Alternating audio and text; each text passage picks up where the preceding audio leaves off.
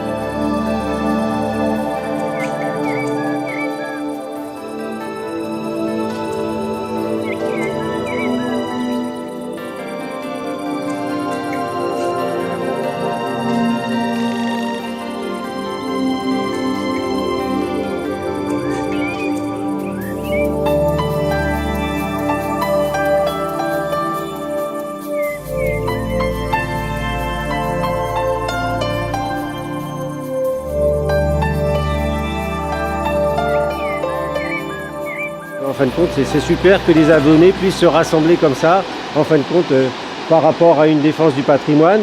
C'est une initiative qui avait été souhaitée par beaucoup de monde. Donc on est très heureux d'avoir pu lancer ce beau projet. Moi je suis très fière d'être là parce que je trouve que c'est une très belle initiative. Parce que Avon c'est quoi? C'est une ville au départ maraîchère. L'histoire d'Avon, c'est d'abord une histoire populaire. Les jardins, les maraîchers, ce sont avant tout des petites gens, des gens qui cultivaient pour eux-mêmes, et puis qui cultivaient, quand on remonte un peu plus loin dans l'histoire, qui cultivaient essentiellement pour les châteaux et l'aristocratie bellifontaine. Et alors, qu'est-ce qui nous fait dire qu'en fait c'est un bassin du XVIe siècle? Vous voyez, c'est ces moulures en calcaire ici, sculptées, qui sont typiques de cette époque-là, et qui nous permettent de dire que ça date effectivement bien de l'époque d'Henri IV. Mais cette fontaine, je ne l'avais jamais vue, elle était cachée et puis on n'a pas l'occasion non plus de la visiter. Là, c'est vraiment exceptionnel. Oui, c'est une communication avec les plantes, c'est elles qui me disent ce qu'elles veulent, moi je les écoute. Alors, Eliane, donnez-nous vos recettes contre les limaces. Moi, c'est de la bière dans des coupelles. Sylvie, c'est important de laisser des jachères un petit peu dans un jardin? Oui, c'est très important pour les animaux, disons, les papillons, les abeilles, de façon à ce qu'ils aient de quoi se nourrir et de continuer à se reproduire. Je travaille le bois et surtout à partir de matériaux de récupération. Donc c'est une boîte insecte réalisée avec une boîte en bois de vin. J'adore cette initiative. Moi, c'est déjà la 3e visite que je fais. Presque, non seulement j'en achète un peu, mais c'est surtout des boutures, des choses comme ça et tout. Donc j'aime vraiment en fait. Échanger aussi. Voilà, j'échange. Ouais. Je suis admirative de ce qui a été fait par Guillaume dans son jardin. Je connaissais sa passion, mais de voir tout ce qu'il a réussi à faire. Le jardinage, c'est un travail de patience, un travail d'attente, de respect aussi. C'est le jardin préféré des gens qui ont visité en fait. Donc le jardin préféré des visiteurs pour cette première édition, donc c'est le jardin de Claudine et Jean-Michel. Bravo!